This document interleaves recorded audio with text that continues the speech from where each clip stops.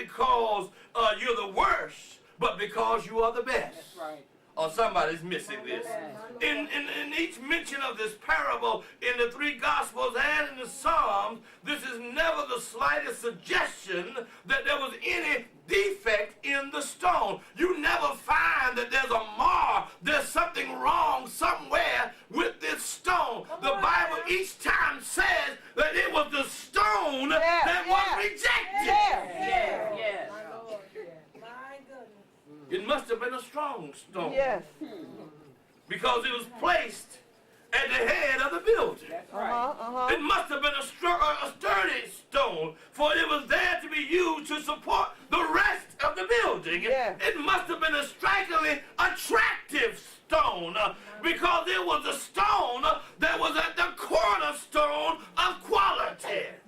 As a matter of fact, sound logic suggests that it must have been a mighty good stone, an excellent stone, of superior quality.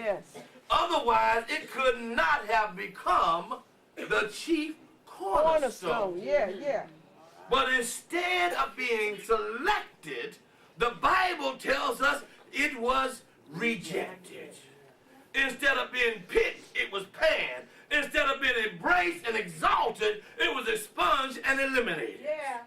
The failure was not in the stone, but in the folks who evaluated the stone. Oh, somebody's not hearing me. Likewise, in life, individuals can be rejected not in spite of, but because of. That's right. There are people who are rejected because of their gift, their talents, and their capabilities. That's right. You ought to know. Look, when you look back at history, Marcus Garvey was not exiled from this country because he did not have organizational, administrative, or leadership skill. It was because he did. The Daughters of the American Revolution did not reject Marian Anderson from a chance to sing in their facility because she couldn't sing, because she could. Thurgood Marshall was not barred from admission to the University of Maryland Law School because he knew he wasn't intelligent, because he was. He was. Satchel Paige was not refused admission into the major leagues because he couldn't pitch, because he could. He could. Adam Clayton Powell was not censored by Congress because he was not a politician because he was. That's right. Nelson Mandela was not put in prison because he had no leadership ability, because he did. Winnie Mandela was not persecuted because she had no integrity, because she did.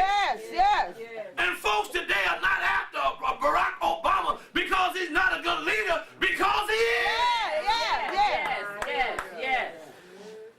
See, the fault and the failure was not in the stone, but in the folks who evaluate the stone. There are people right now who have been evaluating you, saw your potential, knew what you could do, knew you could perform the job, knew you were the one, but because they knew it, that's why they rejected you. That's right.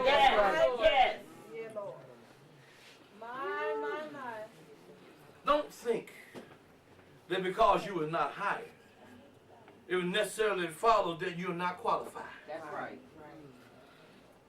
It may be easy to just not be the right stone that the employer was looking for. Don't think that just because you weren't promoted that you don't have the capabilities to move up. That's right. It may be that you're just what the company needs. But because your boss is threatened by you, hello, somebody. That's right. You are rejected. Yes. Could I suggest that what we ought to do is the Bible teaches us in Galatians 6 verse 9, it says, be humble. Be excellent, and don't become weary in doing good. That's right. For at the proper time, we will reap a harvest if you do not give up. That's right. My brothers and sisters, I'm here to share with you that we've always been the last hired and the first fired. We've always been the ones who had to do more than other people. Don't think that you have arrived to the point that that has changed. keep remembering that those who reject you, you'll keep coming back. That's right. But you know the worst thing that can happen? The worst thing that can happen to an individual who was rejected is when they accept the rejection as a just verdict against their own self-worth. Yeah, yeah. They can fall into self-doubt and self-pity. For when you do that, you become helpless. You become a co-conspirator with those who reject you in the first place. That's right, that's right. And when your enemies have you fighting yourself, their victory over you is sweet indeed. See, anytime you start to believe the hype that they have for you, come on.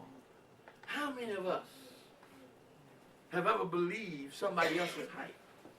I remember when I was pastoring in California, and I used to say to some of the officers, I want to bank at the black bank. I like to have the black doctor. And they would always tell me, no, you don't want the black doctor. You want one of those other doctors. Forgetting that the black doctor had to work harder to make sure they passed the test. Yeah. Forgetting, they went to Harvard too. And they want me to take the doctor who didn't even make it and got a C in school. Come on. Lord have mercy. All because their skin is a little lighter hue. We do that to ourselves. Yes, we do. We put down our own people as if we're not good enough because we believe the hype of the rejection that others have placed on us. Back when in the early days of slavery, one of the secrets that they used to do, General Forrest, Buford Forrest had suggested, he said, if you want to keep the slaves enslaved, what you have to do is cause them to fight among themselves. That's right. What you do is you cause them to become suspicious of the lighter complected blacks. And while they're suspicious, you will give some credence to it because you will reward one while you reject the other. And after a while, they'll be fighting so much against each other, they'll never be able to unite and become the people that they were meant to be. Yeah. And today we still follow Buford Forrest philosophy. That's right. We're still fighting amongst ourselves. We're still looking to put each other down. We're still calling each other the N-word, knowing we are nowhere near a people who don't know who they are. That's right, that's right. But we still follow it. And then we say it's a term of endearment. Have mercy. I refuse to accept you calling me the N-word as a term of endearment. Calling me stupid and worthless doesn't mean I am endeared to you. That's right.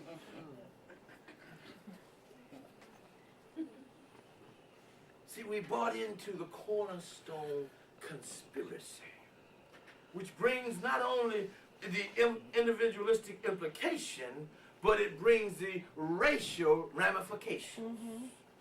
See, in the building of this nation and the construction of this country, there is and was a conspiracy afoot. It is a conspiracy to write off a whole race from the blueprint of history. It is a conspiracy to relegate minorities to the scrap heap of insignificance. It is a conspiracy to banish an entire people to the junk pile of civilization. The builders of Western culture are rejecting an entire race that are cornerstone material. I'm here to share with you, my brothers and sisters, that when we look inside of our school system, too many of our children are willing to accept D's and F's. That's right, that's right. Yes. They dumb it down instead of smarten up. Yeah. Thinking that's how we are to be accepted. Don't you remember when we started singing positive songs about our people in the 60s and the 70s, that started not selling? But we would buy it, but they told us it wasn't selling. But when they came out with Thug Rock, Yeah, Lord have mercy. Yes, yes. shoot the police, kill each other, shoot the drugs. And they told us this is what sells. They tell us what sells in our own community. I'll never forget when I first moved here to Washington, D.C., and I think it was back in 2006 when this Chinese company decided that they were going to make a monopoly game, especially for blacks. Jesus. And when they made the game, the deal was that the crack house was what was Boardwalk. Lord have mercy. Oh, you all don't remember? The crack house was Boardwalk. And when you go to shoot up was one of the railroad signs. And the emblems that you move around was, one was the emblem of crack, one was the emblem of joints, one was, the hood. Monopoly in the hood. Lord have mercy. And I think it was Steve Harvey who called attention to it. But there were people, the bad part about it is that there were blacks buying it. And saying, oh, you ought to get this game. We bought in to our own racial demise. We forget that we are cornerstone material. See, the text says that the stone that the builders rejected has become the chief cornerstone. In other words, it was cornerstone material. Whether it was in the junk heap or the junk pile, when the structure was building, it was still cornerstone material. It did not have to act like a cornerstone. It was essentially and innately a cornerstone. You didn't have anything to prove to it. It didn't have to prove that it was a cornerstone because it was still a cornerstone. That's right. Oh, somebody missed that. In other words, my brothers and sisters, as I'm saying to you today, that when you look in the mirror, you're seeing a cornerstone material. You're seeing the very best that God has created. You don't have to go out there and try to fool yourself to look like somebody else, to look like what they picture the cornerstone ought to look. Yes. You are it. Yes. They're trying to look like you. My Lord.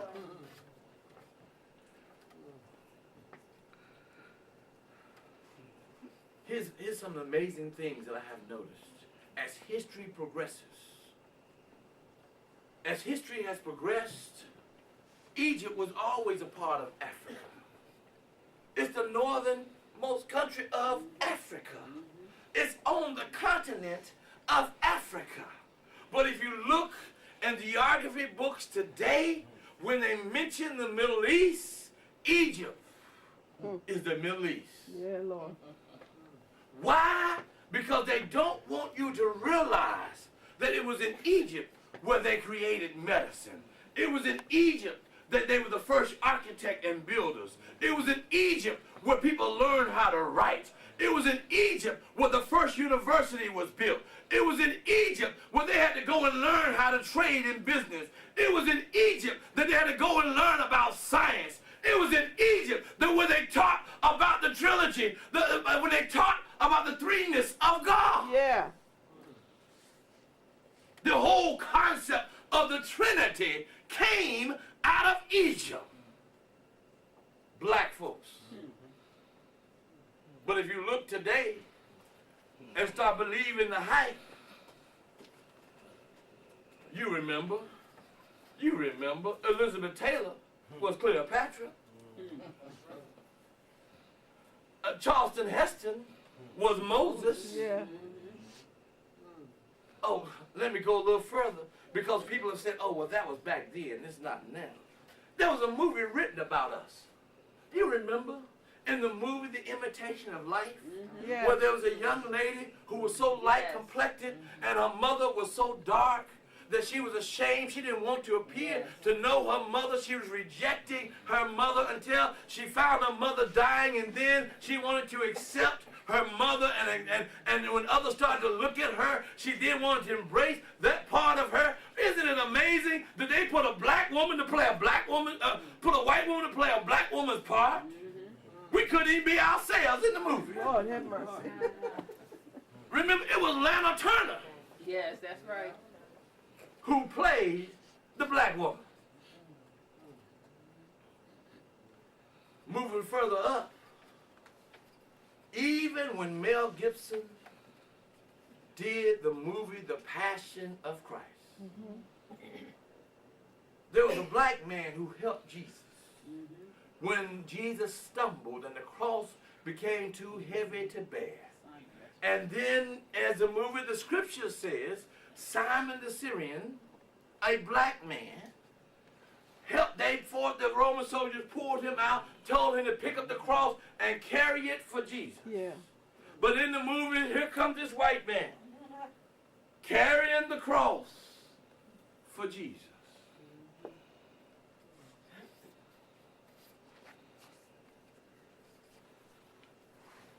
You know, one thing that's amazing to me, even most African Americans don't realize that the majority of the Bible was written by black people.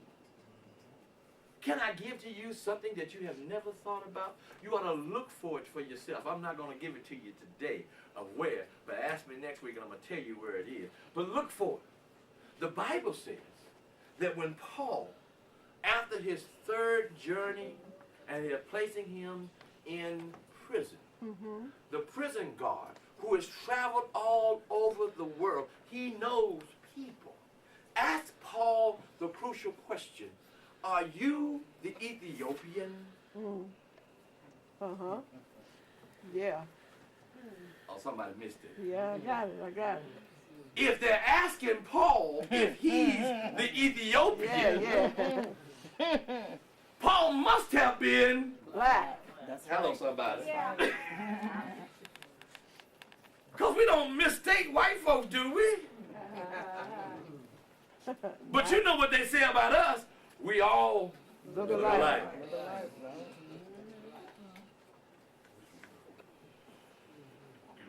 And then something that is really disturbing to me.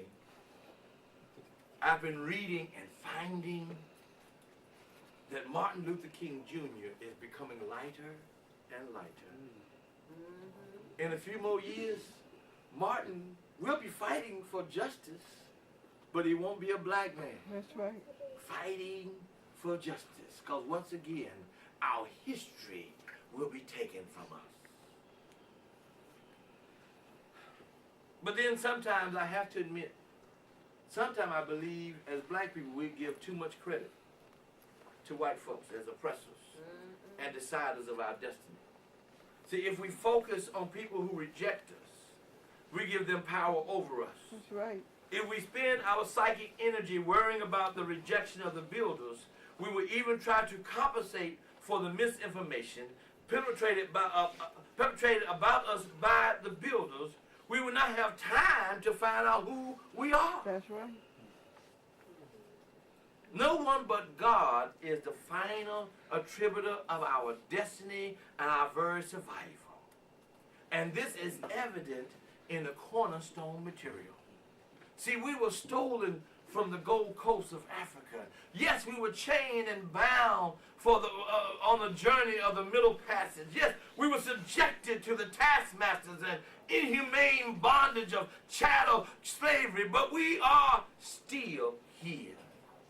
I wonder what abuse, men psychologically abused, and families have been dismantled. We have been whisked away, torn apart from our families, but we are still here. We were subject to a century of legal segregation, deprived of the right to vote, left out of the history books, made out to be patriots, only decadent of moral order. Oh, come on, somebody. We were told that we were not worth anything, that nothing good can come from us, and yet we are still here. That's right. That's right. No matter what they've called us, they've changed our name. They've called us other names. They've given us names, and yet we are still here. Yes, they told us we can't build. They told us we couldn't write. They told us we couldn't read. They told us we'll never amount to anything, but yet we are still here. Yes, we still participate in modern day slavery. We still go on the auction block. Oh, don't think it doesn't happen now. Look in the NBA and the NFL. That's nothing but a modern day slavery. Because they still on the auction block. Ooh, look at that black man. He can really jump high. He can run that ball. That's the one I want. Oh, what do you mean? Why do you say that's modern day slavery? Because one thing about it, after you pull somebody out of having nothing, give them all the money, and then what do? We waste our money on a lot of things that we really don't need. And when our career is over, we are standing in the line waiting for the suit. That's right.